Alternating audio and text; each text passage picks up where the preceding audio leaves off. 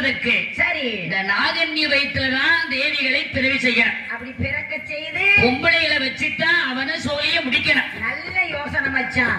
அதுக்கு நீங்க தான் இப்ப எனக்கு வரத்தை கொடுக்கணும். இன்னும் நான் வரம் கொடுக்கறதுக்கு தயங்கவே மாட்டேன், வாங்கிட்டு போங்க. உடனே ஈசன் பார்த்தார், மைத்துனா மறந்திருந்த என்னையே ஞாபகப்படுத்திட்டீங்க, நல்ல வேலை. இப்பவே அந்த நாகன்னிக்கு குழந்தை வரத்தை கொடுக்கிறேன். ஈசன் கழுத்திலே அணிந்திருந்த துளசி மணி மாலையிலே சரி 8 குளிசங்களை எடுத்தார். எம்பெருமான் கையிலே கொடுத்தார். மைத்துனா இந்த 8 குளிசங்களையும் நாகன்னி சாப்பிட்டான்னா சாப்பிட்டா அவன் நினைச்ச மாதிரியே அவளுக்கு பெண் மக்கள் பிறப்பார்கள்.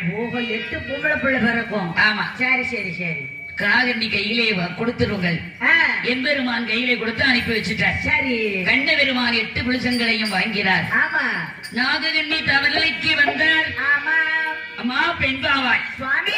நாகன்னி என்ன சுவாமி? உன் தவத்தை நான் மரமாறு வெற்றினேன். அப்படியா சுவாமி? உனக்கு யாது வரம் வேண்டும்? எனக்கு என்ன சாமி, எல்லா செல்வ வளங்களும் எக்கச்சக்கமா குமிஞ்சு இருக்கு உங்க புண்ணியத்துல. சரி ஆனா அந்த செல்வத்தை எல்லாம் ஆண்டு அனுபவிக்க ஒரு பிள்ளை செல்வம் இல்லை சுவாமி. ஒண்ணு வருத்தப்படாத, ஒரு குழந்தைய கொடுத்தீங்கன்னா ரொம்ப சந்தோஷப்படுவேன். உனக்கு குழந்தை வரம் கொடுக்கத்தான் நான் வந்திருக்கேன். அப்படியா சுவாமி? ஆமாம்மா கொடுங்க சாமி, கொடுங்க சாமி. இந்த 8 குளிசங்களை நீ சாப்பிட்டீங்கன்னா நீ நினைத்த மாதிரியே உனக்கு பெண் குழந்தைகள் பிறக்கும். பொம்பளை பிள்ளை பிறக்குமா? ஆமாம்மா பொம்பளை பிள்ளையா பிறக்கும். 8 பொம்பளை பிள்ளைதான். நல்லதா போச்சு.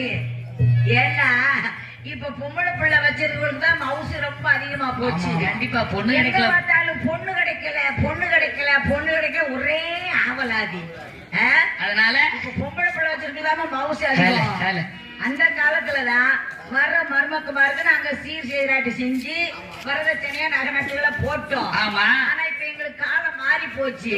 இப்ப எப்படி வந்துருச்சு? எப்படி? வர்ற மருமக்குமாருதான் எங்க மக்கமாருக்கு 50 ரூபான்னு போட்டு மாமியாரையும் போட்டு கட்டிட்டு போறாங்க. போச்சு. இல்ல மாமியாருக்கும் 10 பவுன் சவுண்ட் முதலுக்கு. ஏண்டி மாமியாருக்கு நகை போட்டு போறாங்க. கண்டிப்பா உனக்கு நகை போட்டு பொண்ணை கட்ட வேண்டாம். எனக்கு 8 பொம்பளை பிள்ளை 80 பவுன் குடிக்காம திருப்ப மாட்டாம திரிவேன். ஆனா உனக்கு 8 பெண் மக்கள் தான் பிறக்கும். சுவாமி. ஆமாமா ரொம்ப சந்தோஷம் என்று எம்பெருமான் 8 குளிசங்களையும் நாகன்னி கையிலே கொடுத்து விட்டு மாயவன் மாயமாய் மறைந்து விட்டார். சரி அந்த நாகன்னி பெண்ணாய் 8 குளிசங்களையும் அருந்தினாள். இறைவனுடைய அருளாலும் எம்பெருமானுடைய திருவருளாலும்